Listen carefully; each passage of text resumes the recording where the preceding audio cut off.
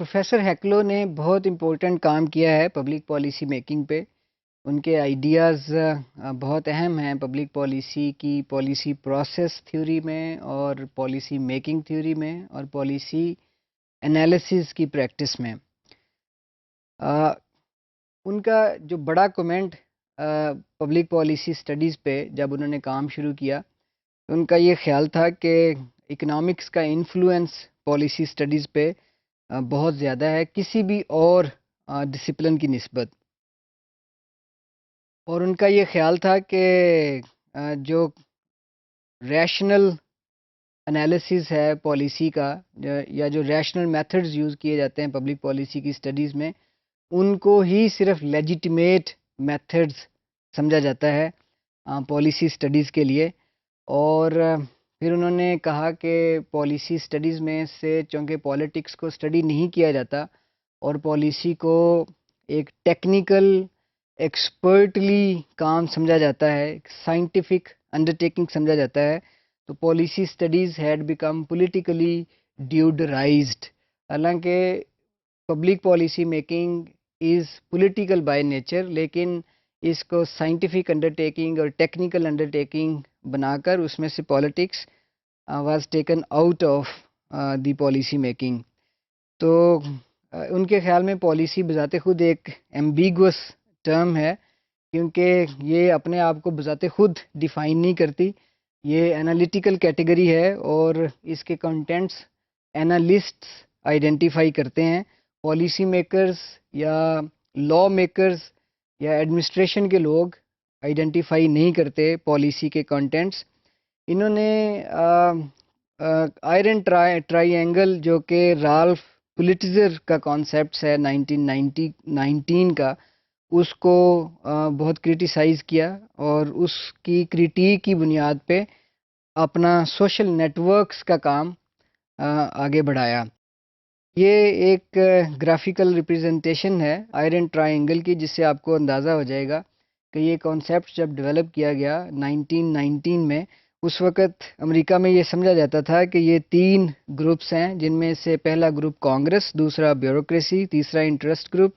یہ مل کر پالیسیز بناتے ہیں جو کہ ایک دوسرے کو سپورٹ کرتی ہیں. ایک طرح کی فرینڈلی لیجسلیشن کرتی ہے کانگریس تاکہ انٹرسٹ گروپس کو فائدہ پہنچ سکے اور بیوروکریسی کو فائدہ پہنچ سکے اور لوگوں کو زیادہ بڑے پیمانے پہ فائدہ نہ پہنچے پالیسیز کے ذریعے. تو یہ آئرن ٹرائی اینگل کا کانسیپٹ امریکن فکشن میں اور امریکن جرنلزم میں بہت پاپولر ہے.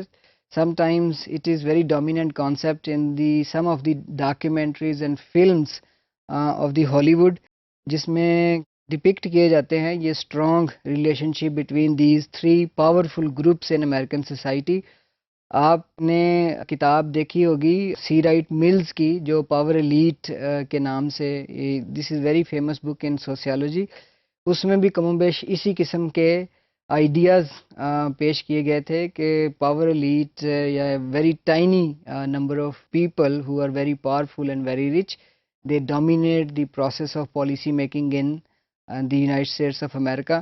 پاکستان میں بھی کافی لوگ ہیں جو اسی قسم کے کانسیپٹس کو ڈیولپ کرتے ہیں اور پاکستان میں بھی کافی سارے لوگوں کا یہ خیال ہے کہ پاکستان کی پالیسی میکنگ لیڈس کے ایک چھوٹے سے گروپ کے ذریعے کی جاتی ہے and they dominate the whole process of decision making.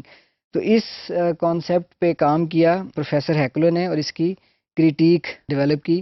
اور پروفیسر ہیکلو نے اس کانسیپٹ کی کریٹیک بھی ڈیولپ کی. ان کا یہ خیال تھا کہ پالیسی میکنگ آئرن ٹرائی اینگل کے ذریعے نہیں کی جاتی اور یہ بات وہ کہہ سکتے تھے اس لیے کہ ان کا پالیسی میکرز کا اور پالیسی میکنگ کا فرسٹ ہینڈ ایکسپیرینس تھا. انہوں نے یو کے میں اور یونائٹڈ اسٹیٹس میں پالیسی میکنگ کے ایکچوئل پروسیسز کو اسٹڈی کیا تھا.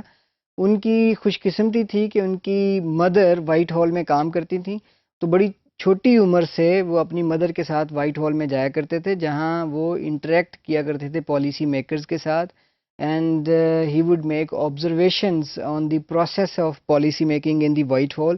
وہاں سے انہیں پالیسی میکنگ کے ایکچوئل پروسیسز کا پتہ چلا اور انہوں نے ایک ہائپوتھیسس ڈیولپ کیا کہ جو کانفلوئنس ہے پالیسی میکرز کا یا پالیسی میکرز کے آپس کے ریلیشن شپ اور ties they play very important role in the final policy outcomes. تو ان کا یہ بھی خیال تھا کہ جو ریلیشن شپس ہیں of mutual interest and confidence وہ بہت پرویسو تھے پالیسی میکرز کے درمیان وائٹ ہال میں اور یو کے میں بھی. اور اپنے ان تجربات کی روشنی میں انہوں نے پالیسی کو جس طرح ڈیفائن کیا اس طرح دوسرے اسکالرز نے پالیسی کو آئیڈینٹیفائی یا ڈیفائن نہیں کیا. ان کے خیال میں policy should be called a course of action rather than a formal program.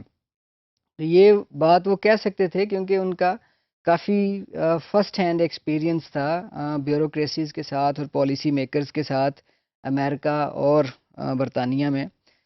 کہ پھر ہیکلو ان چند اسکالرز میں سے ہیں جنہوں نے بہت براڈ وے میں پبلک پالیسی کو اسٹڈی کیا. He employed cognitive concepts in the explanation of policy processes. یہ کون سے کانسیپٹس ہیں؟ انٹرپریٹیشن کے کانسیپٹس ہیں، ڈیلیبریشن اور لرننگ کے کانسیپٹس ہیں.